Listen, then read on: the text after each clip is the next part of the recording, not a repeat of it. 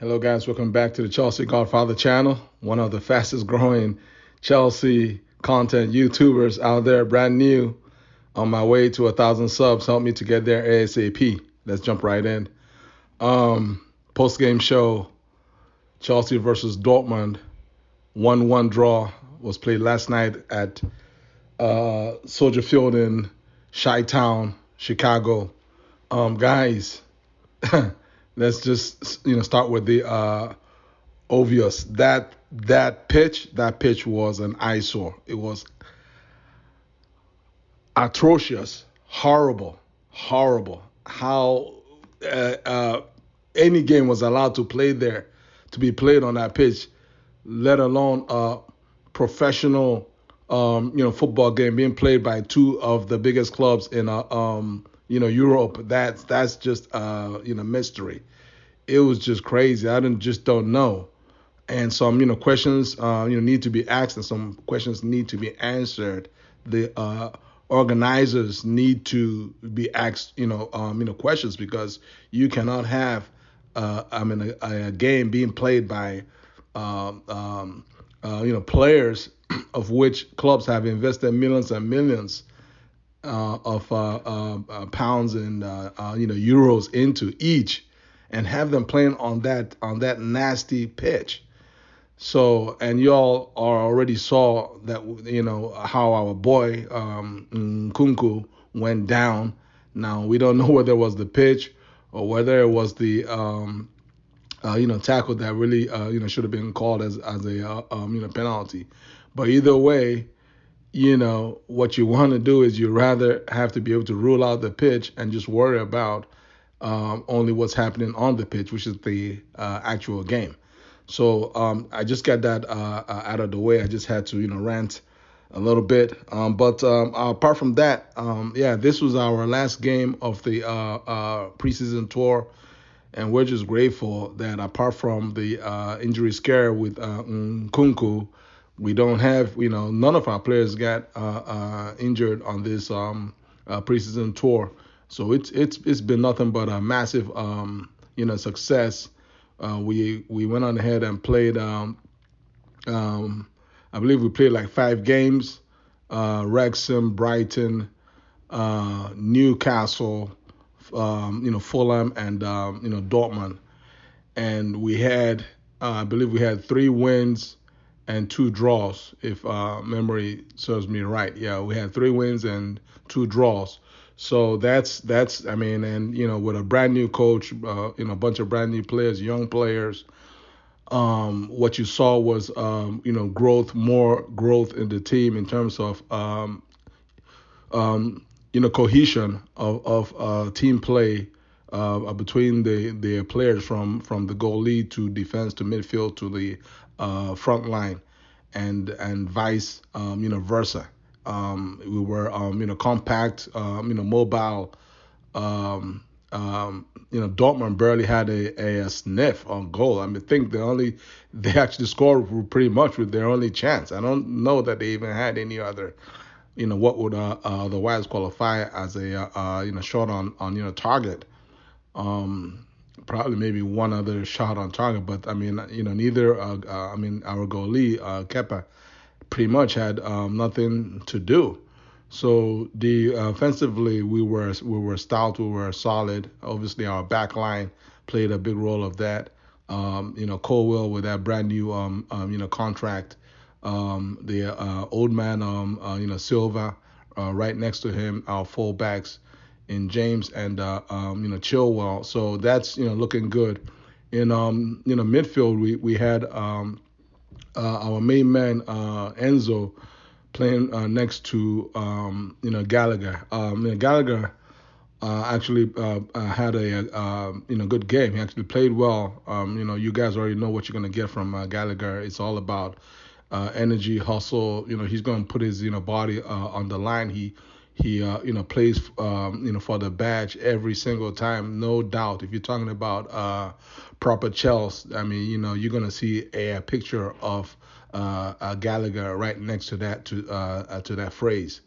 And so he has been going from strength to strength under Pochettino, not with withstanding the fact that this club continues to actively try to bring in Moises Caicedo, and with good reason, because if we can get Caicedo in and pair him right next to Enzo, that's going to give us one of the best midfield pivots in the world.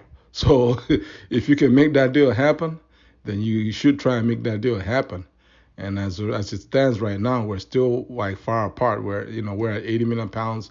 Brighton is at 100 million pounds, and somewhere somehow, hopefully down the line, they're gonna have to bridge the gap and shake hands in the middle, somewhere right under 90 million pounds, and that's gonna be a fair number, because 100 million for Caicedo just doesn't make sense.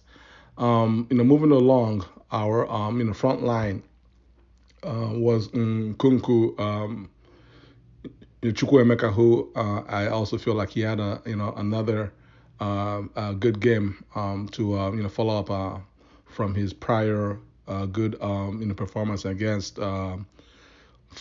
Fulham. And then we also had Raheem Sterling. You all see me, I'm already smiling. You guys know about Raheem. I mean, Raheem is just a guy that gives us headaches from time to time. He's that family member that you love, and he's a family member, but he gives you headaches from time to time, and you're like, guy, can you get away from me? But he can't get away because he's part of the family, and that is how I feel with Raheem. I mean, you all know he's trying to do his best.